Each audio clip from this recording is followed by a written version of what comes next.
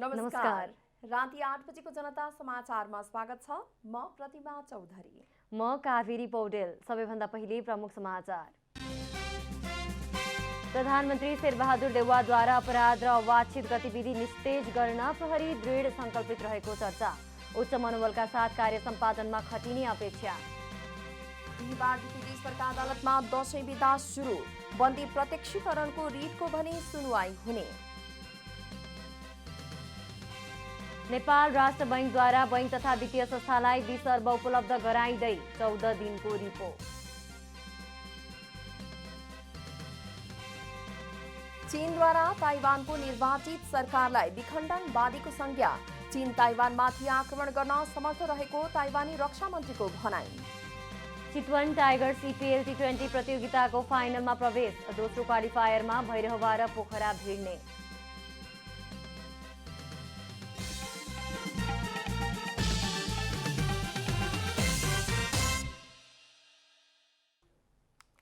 अब पूरा समाचार। प्रधानमन्त्री शेरबहादुर देउवाले नेपाल प्रहरी अपराधको सञ्जाल र अवांछित गतिविधि निस्तेज गर्न दृढ संकल्पित रहेको चर्चा गर्नुभएको छ।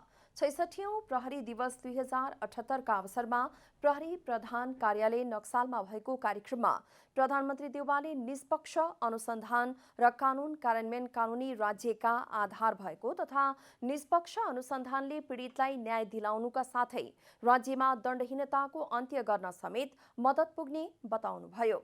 प्रधानमन्त्री देउवाले कुनै पनि स्वार्थ तथा शक्तिबाट प्रभावित नभई निष्पक्ष अनुसन्धान कार्यमा नेपाल प्रहरीले सम्झौता गर्दैन भन्ने विश्वास लिएको समेत उल्लेख गर्नुभयो। जस्तो सुकै परिस्थितिको पनि परवाह नगरी संगठनका प्रत्येक सदस्यहरू पेशागत कर्तव्य पालनामा अझै उच्च मनोबलका साथ कार्य सम्पादनमा खटिने अपेक्षा लिएको प्रधानमन्त्री देउवाले उल्लेख गर्नुभयो। प्रधानमन्त्री देउवाले कर्तव्य पालनाको क्रममा वीरगति प्राप्त गर्ने यस वर्ष घोषित 33 जना अमर प्रहरी मध्ये 7 जना अमर प्रहरीका परिवारहरूलाई कदर पत्र प्रदान गर्नुभयो। बिहिबारदेखि देशभरका अदालतमा दशैं बिदा सुरु हुने भएका छन्। असोज 21 देखि कार्तिक 3 गतेसम्म अदालत बन्द रहने सर्वोच्च अदालतका उप रजिस्ट्रार देवेन्द्र ढकालले जानकारी दिनुभयो। अन्य सरकारी कार्यालयमा घटस्थापना समेत 6 दिन सार्वजनिक बिदा हुने गर्दछ, तर अदालतमा भने 15 दिन बिदा हुने गर्दछ। तर दशैं बिदाको अवधिमा पनि बन्दी प्रत्यक्षीकरणको रिटको भने सुनवाई हुने उप रजिस्ट्रार ढकालले जानकारी दिनुभयो। घटस्थापना शनिबार र विजयादशमीको दिन बाहेकका अन्य दिनमा बन्दी प्रत्यक्षीकरणको रिट सुनवाई गर्न बिहान 11 देखि अपराह्न 3 बजेसम्म अदालत खुल्ला रहने उप रजिस्ट्रार ढकालले जानकारी दिनुभयो।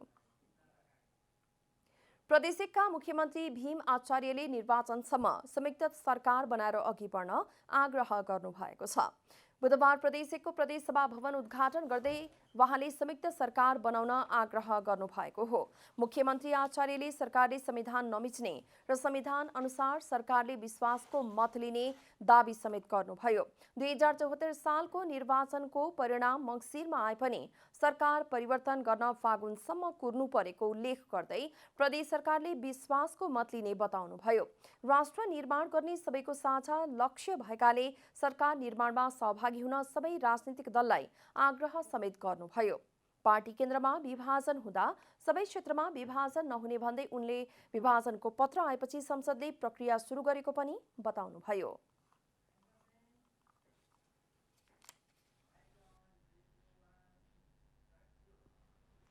वरिष्ठ अधिवक्ताहरूले सर्वोच्च अदालत बार एसोसिएसनको चियापान कार्यक्रम बहिष्कार गरेका छन्। दशैंको अवसरमा सर्वोच्च बारले बुधबार चियापान कार्यक्रम राखेको थियो, जहाँ प्रधान न्यायाधीश चोलेन्द्र शमशेर जबरालाई बोलाइएको थियो। मन्त्री परिषदमा भागभण्डा खोजेको लगायतका विवादमा परेका प्रधान न्यायाधीशको काम कारबाहीमाथि प्रश्न उठाउनु पर्ने बेला प्रमुख अतिथि बोलाएको भन्दै वरिष्ठ कानुन व्यवसायीहरूले सर्वोच्च बारको चियापान नै बहिष्कार गरेका छन्।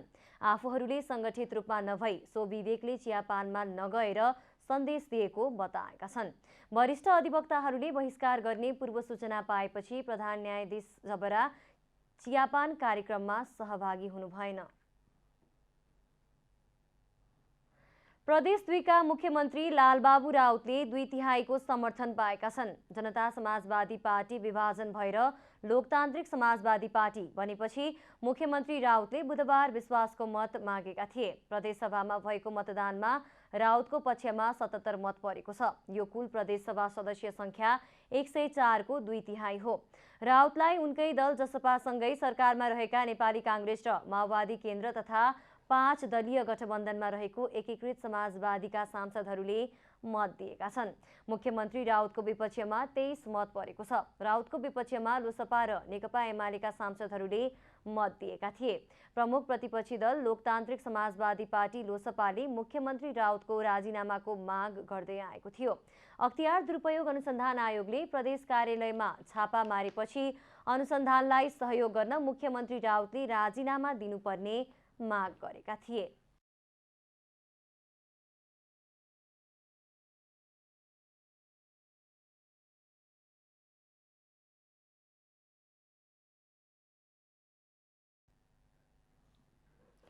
नेपाली कांग्रेसको महाधिवेशनको मिति सर्ने भएको छ। कांग्रेस सभापति तथा प्रधानमन्त्री शेरबहादुर देउवाको सरकारी निवास बालुवाटारमा बसेको शीर्ष नेताहरूको बैठकमा महाधिवेशनको मिति सार्ने सहमति भएको हो। नेपाली कांग्रेसले मङ्सिर 9 देखि 13 गतेसम्म 14 महाधिवेशन गर्ने तय गरेको छ। तर 5 जिल्लामा क्रियाशील सदस्य विवाद नटुङ्गिएको तथा कतिपय जिल्लाको अधिवेशन समेत सुरु हुन नसकेकाले निर्धारित समयमा महाधिवेशन गर्न नसकिने निष्कर्षसहित मिति केही पर सार्ने समझदारी भएको कांग्रेस सहमहामन्त्री डाक्टर प्रकाश शरण महतले जानकारी दिनुभयो। महाधिवेशन मङ्सिर अन्तिम वा पुस पहिलो साता गर्ने गरी कुराकानी भए पनि निर्णय भने हुन बाँकी छ। कांग्रेसले दशैंअघि क्रियाशील सदस्य विवाद टुङ्गो लगाउने र हालसम्म अधिवेशन हुन नसकेका जिल्लामा सो अवधिमा सुरुवात गर्ने तयारी गरेको छ। बुधबारसम्म कांग्रेसको 11 जिल्लाको अधिवेशन सकिएको छ भने दशैंअघिसम्म हिमाली जिल्लाका अधिवेशन सक्याउने लक्ष्य रहेको छ। नेपाली कांग्रेसका उपसभापति विजय कुमार गच्छदारले ललिता निवास जग्गा प्रकरणमा आफूले 1 पैसा पनि हिनामिना नगरेको दावी गर्नुभएको छ। बुधबार गृह जिल्ला सुनसरीको बर्जो गाउँपालिकामा आयोजित एक कार्यक्रममा बोल्दै उपसभापति गच्छदारले सो जग्गा प्रकरणमा 1 पैसा मात्रै आफूले हिनामिना गरेको कसैले प्रमाणित गरे आफू फाँसीमा झुन्डिन तयार रहेको चेतावनी समेत दिनुभयो। उहाँले आफू निष्कलङ्क रहेको पनि पटक पटक दोहोर्याउनुभयो। चुनौती दिएको छु प्रेस कन्फरेन्सबाट, अझै पनि म चुनौती दिन चाहन्छु अहिले पनि कि 1 लाल पैसा पनि मैले त्यो बालुवाटार जग्गा प्रकरणमा 1 लाल पैसा पनि मैले हिनामिना गरेको कसैले प्रमाणित गरिदियो भने म मृत्युदण्ड भोग्न तयार छु, फाँसीमा झुन्डिन तयार छु। मेरो चुनौती छ राज्यसँग। उपसभापति गच्छदारले केपी ओली नेतृत्वको सरकारले आफू कांग्रेसमा प्रवेश गरेपछि प्रतिशोध साधेर अख्तियार दुरुपयोग अनुसन्धान आयोगका मुद्दा दर्ता गराएको आरोप समेत लगाउनुभयो। 3 दशकदेखि चुनावी नारामा सीमित पश्चिम सेती परियोजना चुनाव नजिकै गर्दा फेरि पनि चर्चामा आउन थालेको छ। स्थानीय तहदेखि प्रदेश र संघका निर्वाचनहरू नजिक आउन थालेपछि देउबा सरकारले लगानी बोर्ड र योजना आयोग सहितको एक टोली अनुगमनका लागि बाँधी स्थल पठाएको छ। डोटीको तलारा तथा बैतडीको ढुङ्गाड क्षेत्रमा निर्माण हुने भनिएको 750 मेगावाट क्षमताको पश्चिम सेती परियोजना निर्माण अध्ययन गर्न सरकारी टोली पुगेर फर्किएको छ। टोलीले पश्चिम सेती परियोजनाको विद्युत गिरह निर्माण गरिने डोटीको शिखर नगरपालिका तलकोट क्षेत्रको अनुगमन गरेर फर्किएको हो। पश्चिम सेती परियोजना निर्माण अध्ययन गर्न 3 सदस्यीय टोलीले विद्युत गिरह बन्ने ठाउँ बाँध स्थलको अवलोकन गरेको हो। भनौँ असल प्रयासहरू भए तर ती प्रयासहरू सफल हुन सकेनन्। ती किन चाहिँ सफल हुन सकेन भन्ने पाटो चाहिँ हामीले अलि घनीभूत रूपमा अध्ययन गरेर ऱ्यासनली एउटा खालको उचित मोडालिटी तय गर्नुपर्ने भावनाले आएका छौँ।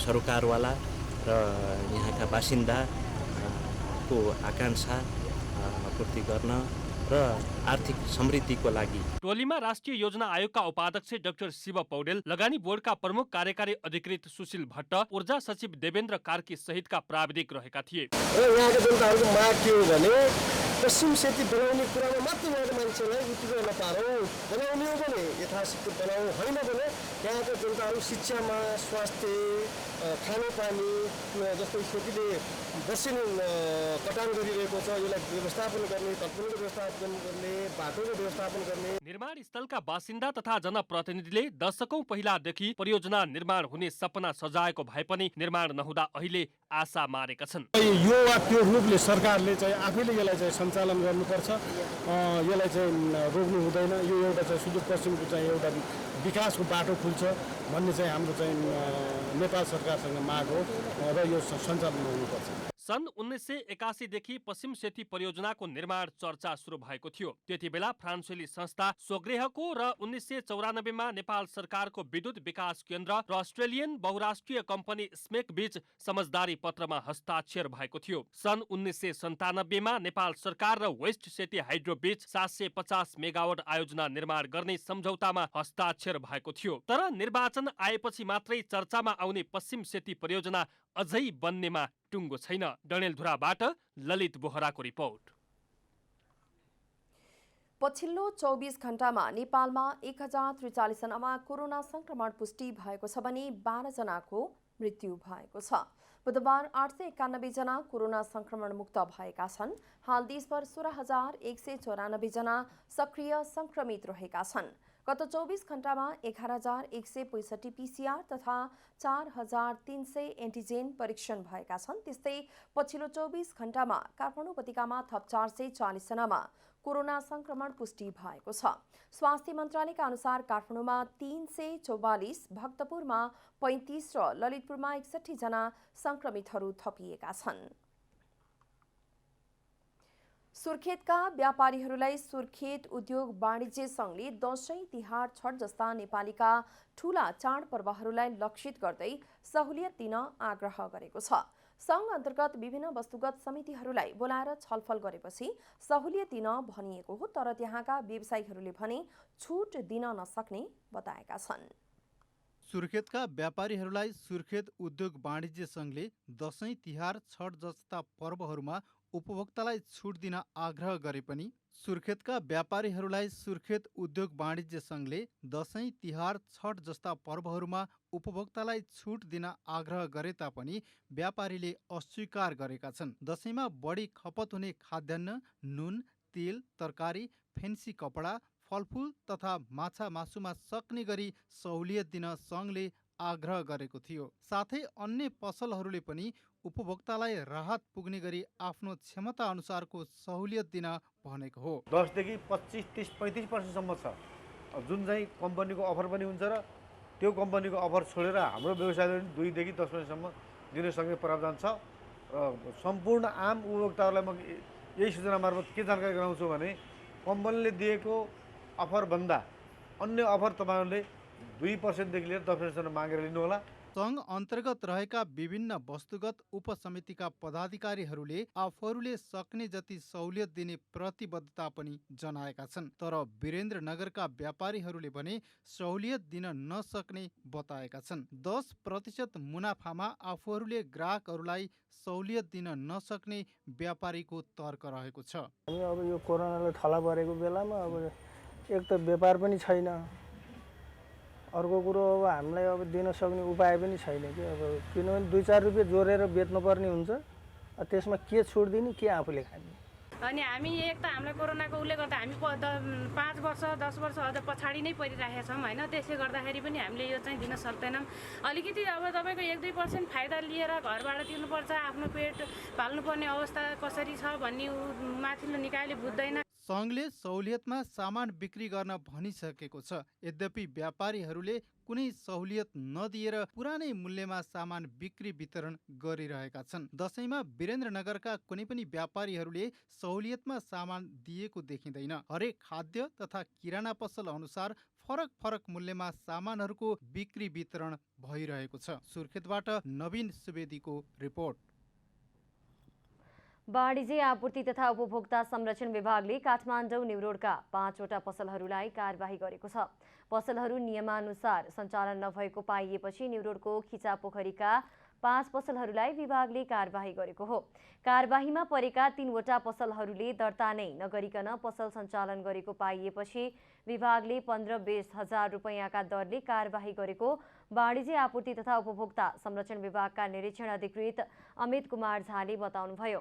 निरीक्षण अधिकृत झाले नियमानुसारको मापदण्ड पालना नगरेको 2वटा पसलहरूमा भने मुख्य व्यापारी नै पसलमा नभएकाले 3 दिनको समय दिएर कारबाहीका लागि विभागमै उपस्थित हुन निर्देशन दिएको बताउनुभयो।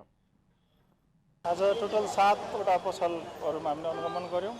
7वटा मध्ये विशेष त कपडा पसलहरू, भाडा पसलहरू र 1-2टा खाद्यान्नको पसलहरूलाई हामीले हेऱ्यौँ। 7वटा पसलहरूमध्ये 2-3वटा दर्तै नगरिकन सञ्चालनमा रहेको पायो, जसलाई हामी ठाउँको ठाउँ जरिमाना लगायौँ।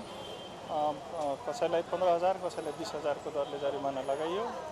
1-2टा पसलहरूमा स्वयं साउजी नभएको हुनाले उहाँहरूलाई 3 दिनको समय दिएर हामीले विभागमा बोलाएका छौँ।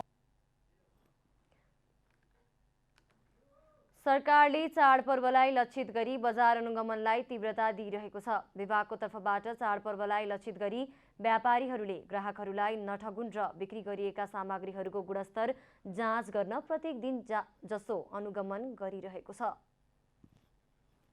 विभिन्न पितृकार्य र देव कार्यको अवसर पारेर विभिन्न सङ्घ संस्था र व्यक्तिहरूले वृद्ध आश्रमका वृद्धवृद्धालाई भोजन खुवाउने लत्ता कपडा दान दिने गर्दछन्। सोही अवसरमा गङ्गबु टोखा 9मा रहेको हिमालयन वृद्ध आश्रममा पनि बुधबार भोजन खुवाउनका साथै कपडा वितरण गरिएको छ। नेपालमा अहिले 33.5 लाख ज्येष्ठ नागरिक छन् भने वृद्ध भत्ता पाउनेको संख्या 13.5 लाख मात्र रहेका छन्। त्यस्तै देशभर 1 लाख बढी असहाय वृद्ध छन्। परिवारबाट अपहेलित भई आश्रममा बस्न आउने गरेको हिमालयन आश्रमकी संस्थापक अध्यक्ष पन्थीले बताउनुभयो। विभिन्न सङ्घ संस्थाबाट आएको सहयोगले आश्रम चलिरहेको पनि बताउनुभयो। यसरी बेसहारा भएको बाआमाहरूको स्याहार सुसार गर्न पाउँदा आफूलाई धेरै नै खुसी मिल्ने पनि बताउनुभयो। उहाँहरू चाहिँ एकदम घरबाट तिरस्कृत भएर, घरमा अपहेलना भएर हैन, अब कहाँ जाने होला भनेर उहाँहरू सडकमा भौतारिरहेका हुनुहुन्छ हैन। भौतारिँदा दिँदै अनि उहाँहरूले चाहिँ अब यो वृद्ध आश्रममा चाहिँ आउन बाध्यता के उहाँहरूलाई, त्यो सडकमा भौतारिँदा आउनलाई बाध्यता भएर उहाँहरू चाहिँ आउनुभएको हो जस्तो लाग्छ मलाई चाहिँ। जम्मा 42 जना संख्या रहेको यस संस्थामा विभिन्न जिल्लाका वृद्ध रहेका छन्। कोही आश्रममा बस्दा आफू निकै खुसी रहेको बताउँछन् भने कोही आफ्नो परिवारलाई सम्झेर रुने पनि गरेका छन्। चाडपर्व नजिकैसँगै आश्रममा बस्ने बाआमाहरू आफ्नो परिवार सम्झी आँखाभरि आँसु बनाई बोल्न पनि सकेका थिएनन्। आफ्ना छोराछोरीको कचकच र परिवारलाई दुःख नदिने हेतुले आश्रममा आइ बसेका छन्। धेरै जसो आफ्नो कोही नभएर यस आश्रममा आइ बसेको बताउँछन्। मेरो भन्ने त्यही छोरी ज्वाइँ नै हुन्, यिनी यतै भएपछि मलाई यहीँ आनन्द जान्ने छ। अब खाना पाएको छु, लाउन पाएको छु, यही नै हो। अब 82 वर्षको भएँ, अब कति बाँचिएला र छोरी। ठुलो छोरा कर्मी काम गर्थ्यो कि, अनि सैनिकमा काम गर्न बोलाउँछ। खाटहरू दराजहरू बनाउँदै म जान्छु यहाँ भन्यो, त्यहाँ फेरि आइयो भने म आउँदिनँ भने किन भनेको त तेरो बुवाले पैसा ल्याइदिएर राख्दिएन। त्यस्तै सबैको सहारा बनेको यस आश्रममा खानेकुराको अभाव भन्दा पनि सरसफाइ र पानीको समस्या रहेको शोभा सापकोटाले बताउनुभयो। अब कतिपय कुराहरू त अब हाम्रो दातामाताले ल्याउनु भएको छ, त्यसबाट नि हुन्छ नि। कतिपय कुराहरू चाहिँ अभाव पनि भइरहेको हुन्छ, कहिले औषधिको लागि त कहिले ग्यास पानीको लागि। यस्तै नै छ हाम्रो यहाँनिर। यसरी असहाय र कोही नभएको ज्येष्ठ नागरिकको सहारा बनेको छ यो हिमालयन वृद्ध आश्रम। क्यामेरामा जयराज थपलियाको साथ आरती पन्त, काठमाडौँ। दूरसञ्चार सेवालाई सस्तो र सबैको पहुँचमा पुर्याउनु पर्नेमा सरकारवालाहरूले जोड दिएका छन्। बारम्बार सेवा अवरुद्ध हुँदा पनि सम्बन्धित निकायले समस्या समाधानमा ध्यान नदिने गरेको गुनासो उपभोक्ताहरूले गरेका छन्। बुधबार काठमाडौँमा भएको दूरसञ्चार क्षेत्रलाई थप प्रतिस्पर्धात्मक विषय कार्यक्रममा बोल्दै सरकारवालाले दूरसञ्चार सेवालाई सबैको पहुँच हुने गरी सस्तो र सेवालाई चुस्त दुरुस्त बनाउनु पर्नेमा जोड दिएका छन्। कार्यक्रममा उपभोक्ता अधिकार कर्मी प्रेमलाल महर्जनले नेपालको दूरसञ्चार सेवा प्रभावकारी हुन नसकेको बताउनुभयो। टेलिफोन र इन्टरनेटमा बारम्बार समस्या परेकाले उपभोक्ता मारमा परेको भन्दै उहाँले त्यसतर्फ सम्बन्धित निकाय गम्भीर हुनुपर्ने बताउनुभयो। बारम्बार सेवा अवरुद्ध हुँदा पनि सम्बन्धित निकायले समस्या समाधानमा ध्यान नदिने गरेको गुनासो गर्नुभयो। एक कल सम्पर्कलाई 10 कल गर्नुपर्ने अनि तपाईँको इन्टरनेटको कुरा पनि त्यही हालत। हामीले एउटा कुरा गर्यो सुन्दै नसुन्ने बुझ्दै नबुझ्ने इन्टरनेटबाट भने तपाईँ ल्यान्डलाइनबाट आउनुहोस् भनेर भन्यो ल्यान्डलाइन गयो उही 10 पटक फेरि गर्नुपर्ने के बिजोगको कुरा हाम्रो। वरिष्ठ पत्रकार हरिविनोद अधिकारीले इन्टरनेट सेवालाई सबैभन्दा बढी जनताको पहुँचमा पुर्याउनु पर्ने आवश्यकता रहेको बताउनुभयो। गुणस्तर सिद्ध्याएर नाफा कमाउन नभई सेवालाई सुलभ सहज पहुँचमा पुर्याउनका लागि तथा सेवालाई गुणस्तरीय बनाउनका लागि प्रतिस्पर्धा गर्नुपर्ने उहाँले बताउनुभयो। कोरोना कहरको बेलामा हामी सबैको आधार भनेको दूरसञ्चारै भयो इन्टरनेट नै भयो। अब दूरस्तर इन्टरनेट नै भयो। इन्टरनेट कसरी बढीभन्दा बढी पहुँचमा पुर्याउने जनताको त्यसमा सरकार पक्ष अथवा सांसदहरू लाग्नु पर्यो। नेपाल टेलिकमका प्रवक्ता राजेश जोशीले टेलिकमले आफ्ना सेवालाई क्रमशः अपग्रेड गरिरहेको बताउनुभयो। हाल टेलिकमले अप्टिकल फाइबर मार्फत सुविधा दिइरहेको उल्लेख गर्नुभयो। नेपाल टेलिकमले खरिद गर्दाखेरि नेपाल सरकारको नेपालमा लागू भइरहेको कुनै पनि कानुन पालन गर्नुपर्छ, खरिद विनियावली पालना गर्नुपर्छ, सार्वजनिक खरिदकै कुरा गरौँ हैन। त्यसले गर्दाखेरि यो सबै कुरा मिलाउँदाखेरि नेपाल टेलिकमले आजको भोलि खरिद गर्न सक्दैन। नेपाल दूरसञ्चार प्राधिकरणका निर्देशक मीन प्रसाद आचार्यले युटिएल र स्मार्ट कम्पनीको प्रभावकारिता कमजोर भएको भन्दै यसको विकल्पको बारेमा प्राधिकरण र मन्त्रालयले सोचेको बताउनुभयो। प्राधिकरणले मध्य पहाडी क्षेत्र भएर 77 जिल्लामा सदरमुकाम जोड्ने सूचना महामार्ग निर्माण गरिरहेको उहाँले जानकारी दिनुभयो। हाम्रो युटिएल त्यस्तै स्मार्टको चाहिँ मार्केट हिस्सा उहाँको पर्फर्मेन्स चाहिँ रिलेटिभली कमजोर नै छ, फितलो नै छ। उहाँहरूले आफ्नो ठाउँबाट गर्नुपर्ने कुराहरू धेरै छन्। त्यसको लागि नेपाल दूरसञ्चार प्राधिकरणले आफ्नो हिसाबले उहाँलाई घचघच्याउने अथवा दण्ड सजायसँग सम्बन्धित विषयहरूमा पनि हामीले अगाडि बढेकै छौँ। प्रतिनिधि सभा सदस्य भीमसेन दास प्रधानले सरकार अस्थिर रहने र एउटा मन्त्रीले बनाइसकेको नीति अर्को मन्त्रीले अपनत्व ग्रहण नगर्ने परिपाटीले गर्दा हाम्रो नीति बन्न नसकेको बताउनुभयो। उहाँले विभिन्न कम्पनीले कार्टेलिङ गर्दा उपभोक्ताहरू मारमा परेको भन्दै सरकार कार्टेलिङको सहयोगी हुन नहुने बताउनुभयो। अब आर्थिक समाचार। आर्थिक समाचारका साथमा हुलास भए अरू किन खोज्ने।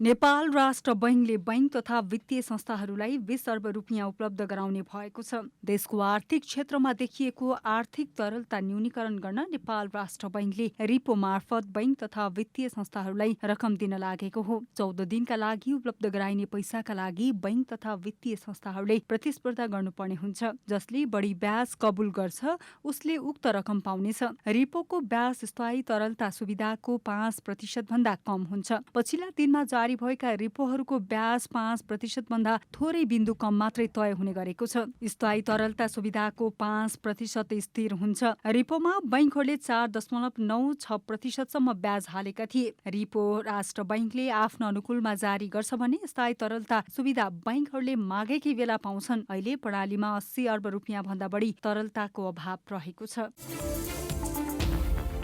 नेपाली बजारमा सुनको मूल्य 400 रुपियाँले घटेको छ। बुधबार सुन तोलामा 400ले घटेर 89,900 रुपियाँमा कारोबार भएको नेपाल सुनचाँदी महासंघले जनाएको छ। मंगलबार सुन तोलाको 90,300 रुपियाँमा कारोबार भएको थियो। बुधबार तेजाबी सुन तोलाको 89,450 रुपियाँ कायम गरिएको छ। यस्तै चाँदीको मूल्य भने स्थिर रहेको छ। आज चाँदी तोलाको 1,160 रुपियाँमा कारोबार भएको महासंघले जनाएको छ। बुद्धभूमि नेपाल हाइड्रो पावर लिमिटेडको साधारण शेयर आइपिओ आगामी शुक्रबार बाँडफाँड हुने भएको छ। कम्पनीले असोज 11 गतेदेखि 14 गतेसम्म सर्वसाधारणका लागि 8 करोड रुपियाँ बराबरको 8 लाख किता साधारण शेयर निष्कासनमा ल्याएको थियो। आइपिओ शुक्रबार बिहान 10 बजे बाँडफाँड गर्ने कम्पनीको बिक्री प्रबन्धक सिभिल क्यापिटलले जानकारी दिएको छ। कम्पनीका आइपिओका लागि 21,11,818 जना आवेदकले 2 करोड 65,31,040 किताका लागि आवेदन दिएका थिए, तर आवेदन दिएका अधिकांशको रित्तो हात हुनेछ। आइपिओ योग्य आवेदक मध्येबाट 74,400 जनाले मात्रै 10 किता शेयर हात पार्नेछन् भने 20 लाख भन्दा धेरैले शेयर नपाउने भएका छन्।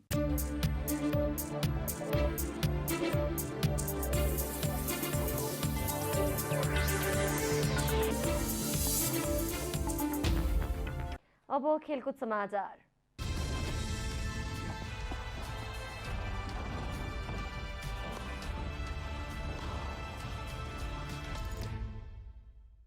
भैरहवा ग्ल्याडिएटर्स चौथो संस्करणको एभरेस्ट प्रिमियर लिग इपिएल टी20 क्रिकेटको क्वालिफायरमा प्रवेश गरेको छ। ट्यु क्रिकेट मैदानमा बुधबार भएको इलिमिनेटरमा काठमाडौँ किङ्स 11लाई 16 रनले पराजित गर्दै भैरहवा क्वालिफायरमा प्रवेश गरेको हो। भैरहवाले फाइनल प्रवेशका लागि दोस्रो क्वालिफायरमा पोखरा राइनोसँग प्रतिस्पर्धा गर्नेछ। काठमाडौँ भने प्रतियोगिताबाट बाहिरिएको छ। पोखरा पहिलो क्वालिफायरमा चितवन टाइगरसँग पराजित भएको थियो। चितवन फाइनल पुगिसकेको छ। भैरहवाले दिएको 189 रनको लक्ष्यसहित जवाफी ब्याटिङ गरेको काठमाडौँले 20 ओभरमा 8 विकेट गुमाएर 172 रन मात्र बनाउन सक्यो। यसअघि टस जितेर पहिलो ब्याटिङ गरेको भैरहवाले निर्धारित 20 ओभरमा 8 विकेट गुमाएर 188 रन बनाएको थियो। यसअघि आजको पहिलो क्वालिफायरमा चितवन टाइगरले पोखरा राइनोजलाई 9 विकेटले हराउँदै फाइनलमा प्रवेश गरेको छ। पोखराले दिएको 67 रनको लक्ष्य चितवनले 7 ओभर 5 बलमा 1 विकेटको क्षतिमा पूरा गरेको थियो। यसअघि टस हारेर पहिलो ब्याटिङ गरेको पोखरा 15 ओभरमा अल आउट हुँदै 66 रन मात्र बनाएको थियो। फाइनल शनिबार हुनेछ। दोस्रो प्रकाश दाहाल स्मृति महिला तथा पुरुष राष्ट्रिय बक्सिङ प्रतियोगिता आगामी कार्तिक 29 गतेदेखि मङ्सिर 3 गतेसम्म हुने भएको छ। बुधबार नेपाल बक्सिङ संघले काठमाडौँमा पत्रकार सम्मेलन गरी दोस्रो प्रकाश दाहाल स्मृति महिला तथा पुरुष राष्ट्रिय बक्सिङ प्रतियोगिताबारे जानकारी दिएको हो। पत्रकार सम्मेलनमा नेपाल बक्सिङ संघका प्रवक्ता श्याम काजी आवेलेले प्रतियोगितामा देशभरका क्लब जिल्लाहरूबाट सहभागी हुने खेलाडीहरू यसअघि नेपाल बक्सिङ संघको आयोजनामा भएका राष्ट्रिय तथा क्षेत्रीय प्रतियोगिताहरूमा सहभागी बनेको हुनुपर्ने बताएको छ। खेलमा उत्कृष्ट पुरुष र महिलाहरूलाई विशेष पुरस्कारको व्यवस्था गरिएको पनि आयोजकले बताएको छ। विजयी खेलाडीहरू अथवा तौल समूहमा कम्तीमा 10,000 नगद पुरस्कार दिइनेछ भने प्राइजक बढेको खण्डमा त्योभन्दा पनि बढ्न सक्नेछ। उत्कृष्ट पुरुष तथा महिला खेलाडीहरूलाई विशेष पुरस्कारको व्यवस्था हुनेछ। कोरोना भाइरसको जोखिम कायमै रहेको अवस्थामा नेपालमा खेलकुद क्षेत्रमा परेको असरलाई समाधान गर्न नेपाल बक्सिङ संघले खेलकुदका गतिविधि सञ्चालन गर्न लागेको पनि प्रवक्ता अवालेले बताउनुभयो।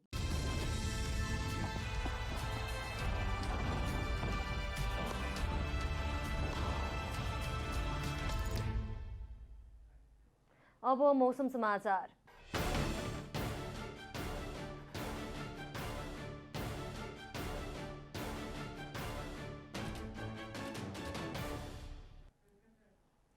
आज राति देशभर आंशिकदेखि सामान्य बदली रही कर्णाली र सुदूरपश्चिम प्रदेशका 1-2 स्थानहरूमा र बाँकी प्रदेशका थोरै स्थानमा मेघगर्जन र चट्याङसहित हल्कादेखि मध्यम वर्षाको सम्भावना रहेको जल तथा मौसम पूर्वानुमान महाशाखाले जनाएको छ। अब देशभरका विभिन्न स्थानका मौसम सम्बन्धी थप विवरण।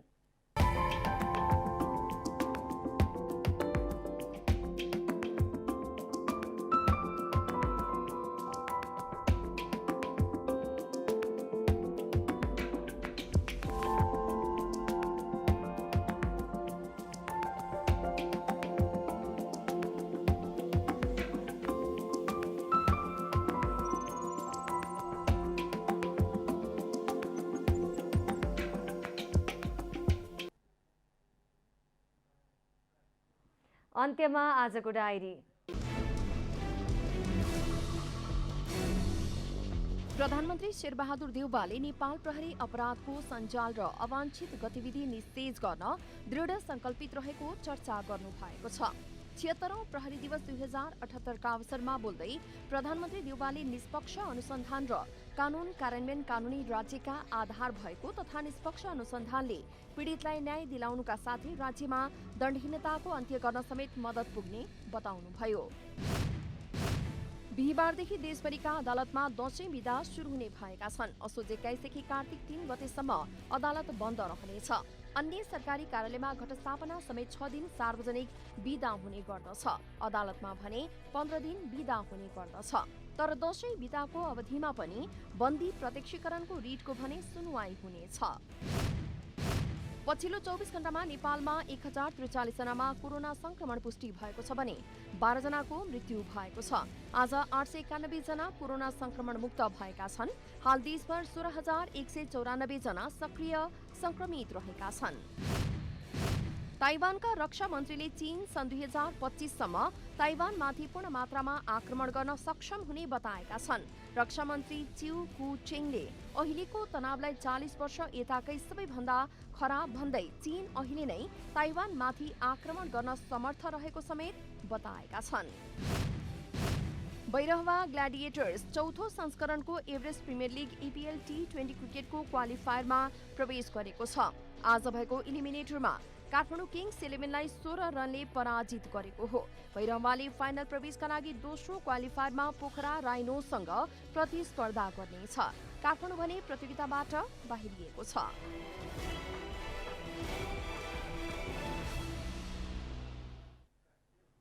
जनता समाचार अहिलेलाई यति नै। जनताद्वारा जनताका लागि प्रसारित जनता टेलिभिजन हेरिरहनुहोला। नमस्कार।